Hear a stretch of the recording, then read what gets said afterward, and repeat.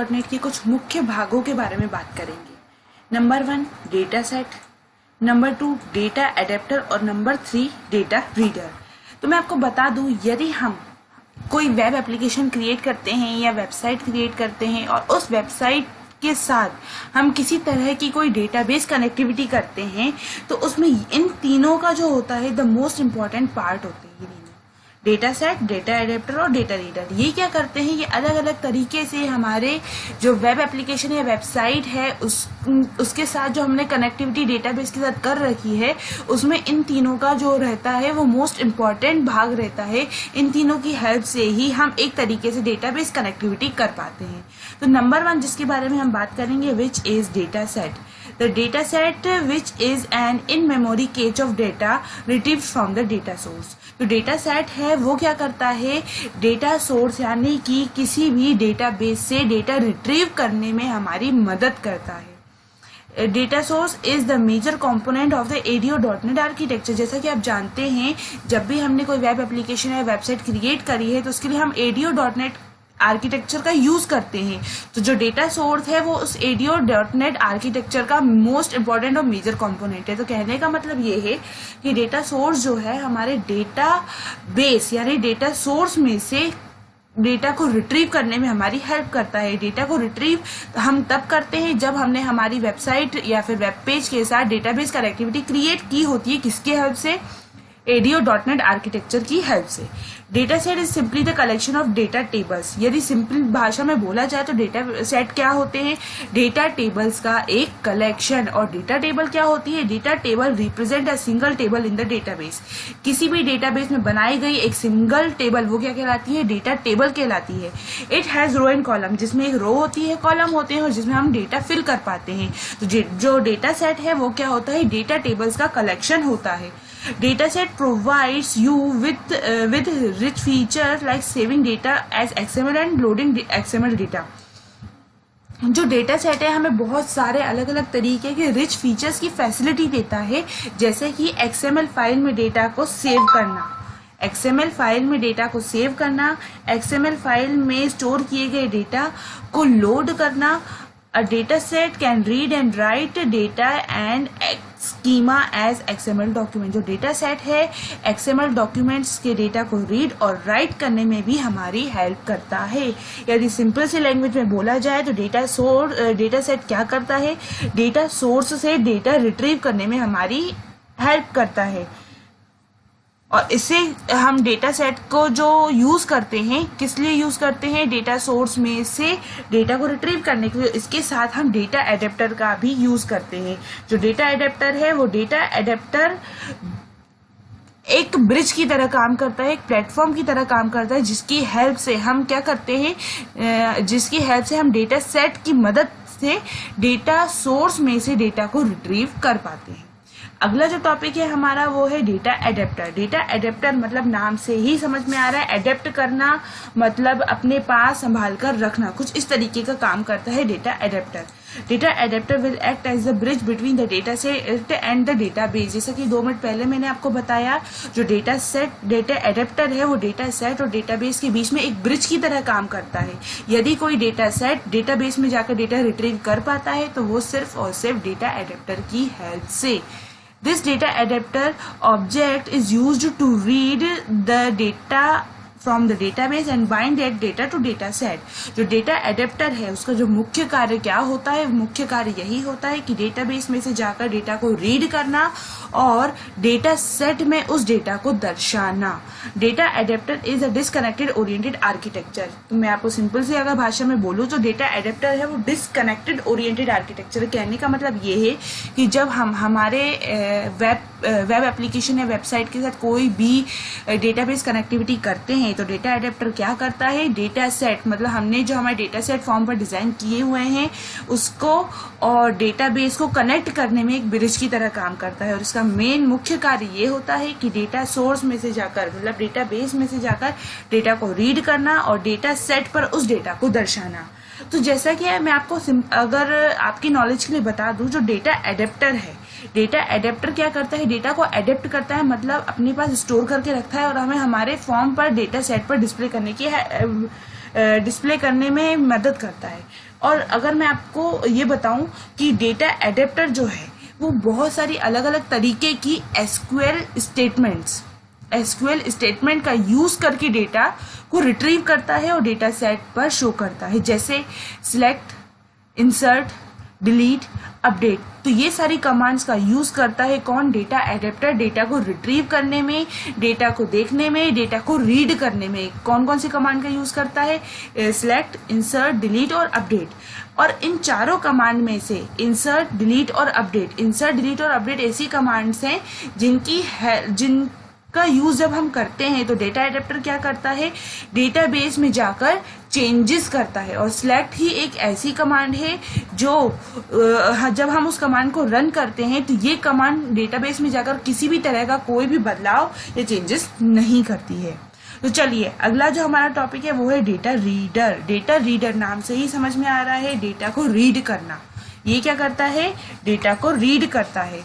तो data reader is used to read the data from the database and it is read forward only the collection oriented। यदि simple सी language में बोला जाए तो data reader क्या करता है? डेटाबेस में रखे हुए डेटा को रीड करता है, मतलब पढ़ता है।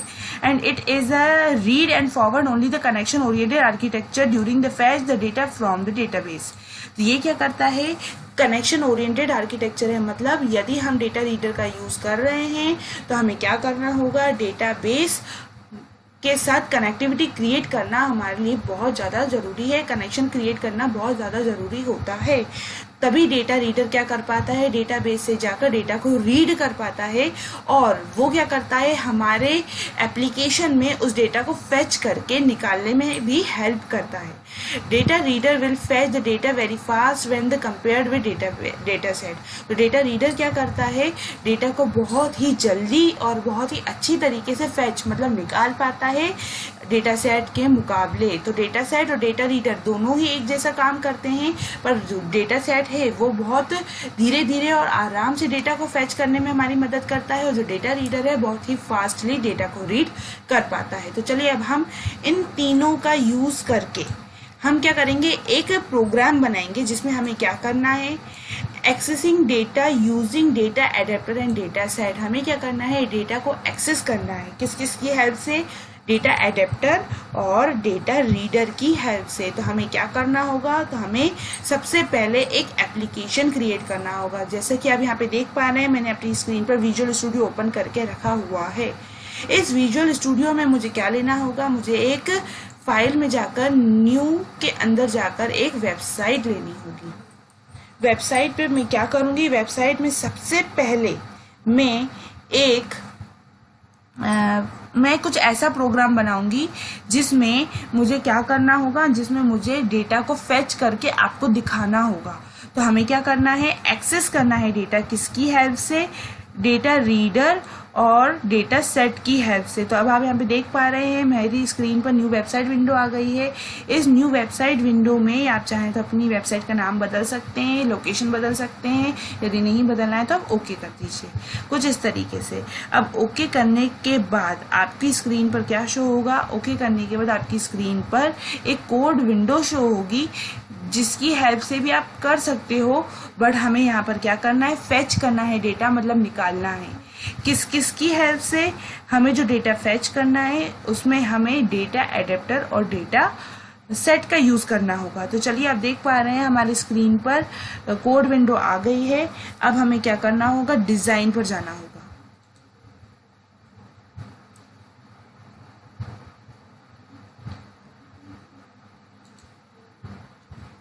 अब हम डिजाइनिंग पर आ गए हैं। यहाँ पर डिजाइनिंग में किसी भी तरह की कोई भी डिजाइनिंग करने से पहले मैं आपको बता दूं, सबसे पहले हमें क्या करना है? जैसा कि अभी अपन ने डिस्क्रिप्शन में देखा था, डिस्क्रिप्शन में हमने क्या देखा था? डिस्क्रिप्शन में हमने देखा था जो डेटा सेट है वो क्या करता है? हमें XML में डेटा सेव और लोड करने की फैसिलिटी देता है। तो हमें क्या करना होगा? एक XML फाइल में डेटा सेव करना होगा। तो अगेन आते हैं हम कहाँ पे? हमारे विजुअल स्टूडियो पर। यहाँ पर हमें जाना होगा वेबसाइट के अंदर ऐड न्यू आइटम के अंदर जाकर हमें क्या करना होगा? एक XML फाइल को ऐड करना होगा। तो यहाँ से मैं आती हूँ नीचे, यहाँ पे दिया मैंने XML फाइल। इस XML फाइल का नाम दे देती हूँ मैं EMP। मैंने क्या दिया, EMP.xml ऐड कर दिया। इस XML फाइल को मैंने मेरे वेबसाइट में क्या कर दिया है, ऐड कर दिया है।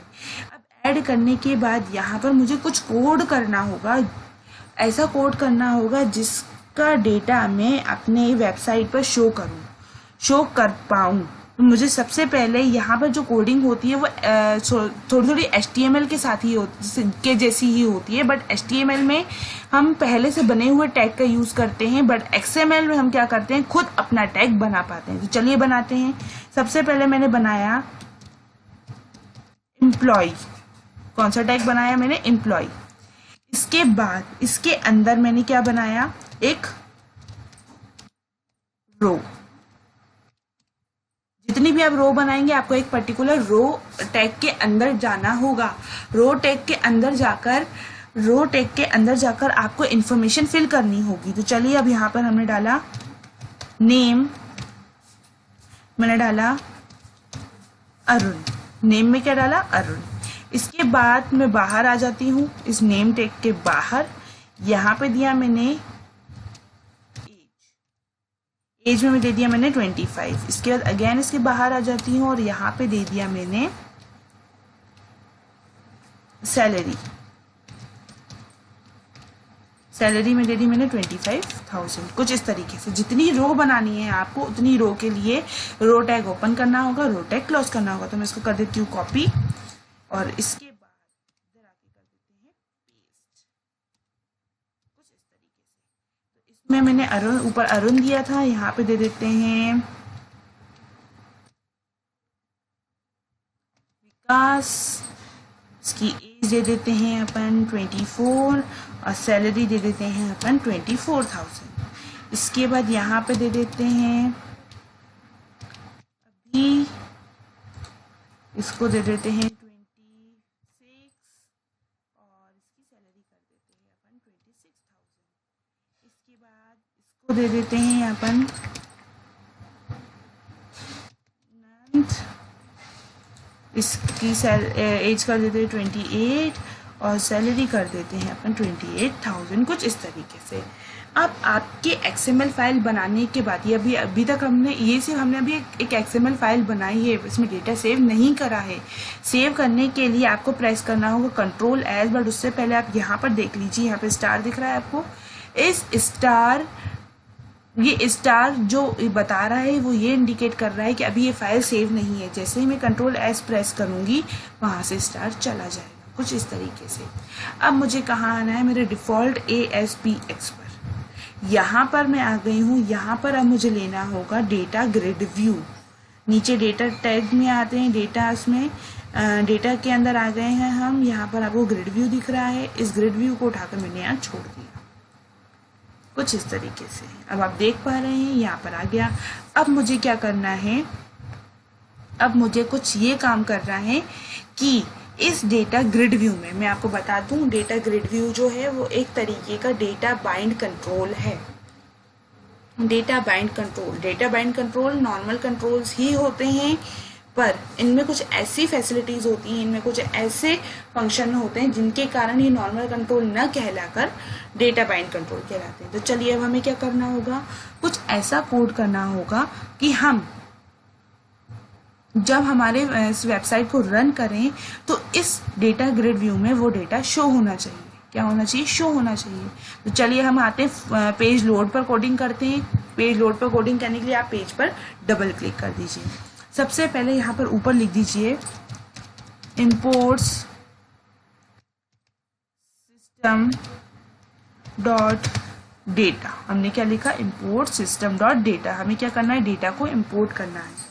इसके बाद हमने बनाया ds as new data set. हमने क्या बनाया, ds as new data set. इसके बाद हमें क्या करना है, XML फाइल का जो डेटा है वो कहाँ दिखाना है, डेटा ग्रिड व्यू में। तो सबसे पहले हमें क्या करना होगा, XML फाइल का डेटा रीड करना होगा, तभी जाके हम डेटा ग्रिड व्यू में डिस्प्ले करवा पाएंगे। तो रीड करने की जो होती है फंक्शन कुछ इस तरीके से लिखा जाता है, ds dot read XML bracket open server dot map path again bracket open inverted comma Clint slash XML file का नाम हमने क्या दिया था emp.xml, तो आपको यहाँ पे emp.xml देना होगा, inverted comma close double bracket close. तो आ जाते हैं हम यहाँ पर। अब इसके बाद हमें क्या करना है, जो डेटा इसने रीड करा है उसे डेटा ग्रिड व्यू में शो कराना है। तो grid view 1 dot data source is equals to ds मतलब डेटा ग्रिड व्यू में जो हमने डेटा सोर्स रिट्रीव करा है जो ds में है वो डिस्प्ले करो। और डेटा ग्रिड व्यू क्या है, एक तरीके का डेटा बाइंड कंट्रोल है, तो हमें ये भी बताना पड़ेगा। Grid view 1 dot data bind close, कुछ इस तरीके से। तो ये जो प्रोसीजर होता है वो किसका होता है, ये प्रोसीजर होता है डेटा ग्रिड व्यू में डेटा सोर्स में रखा गया डेटा को डिस्प्ले करने का। तो चलिए हम क्या करते हैं, हमारे प्रोग्राम को रन करके देखते हैं। रन करने के लिए हमें क्या करना होगा, डिबग मेन्यू के अंदर जाना होगा, स्टार्ट विदाउट डिबगिंग पर क्लिक करना होगा, जिसकी शॉर्टकट की होती है Ctrl+F5। Ctrl+F5 प्रेस करते ही आपकी स्क्रीन पे वेब ब्राउजर ओपन हो जाएगा, जिसमें आप देख पा रहे हैं डेटा ग्रिड व्यू में वही डेटा शो हो रहा है जो आपने एक XML फाइल के अंदर स्टोर करा था। तो ये है एग्जांपल किसका, डेटा सेट और डेटा एडेप्टर का, जिसकी हेल्प से हमने क्या करा, XML फाइल में डेटा राइट करा, स्टोर करा और उस डेटा को हमने रीड करा। तो ये कहलाता है डेटा ग्रिड व्यू, जो कि एक डेटा बाइंड कंट्रोल है। डेटा बाइंड कंट्रोल वो कंट्रोल होते हैं जो नॉर्मल कंट्रोल की तरह ही होते हैं, बट इनमें कुछ ऐसी फंक्शनलिटीज, कुछ ऐसी फैसिलिटीज होती हैं जो इन्हें नॉर्मल कंट्रोल से थोड़ा सा हटके डेटा बाइंड कंट्रोल कहलाने में हेल्प करती हैं। तो डेटा ग्रिड व्यू क्या करता है, किसी भी डेटाबेस या डेटा सोर्स से डेटा रिट्रीव करके हमें डिस्प्ले करने में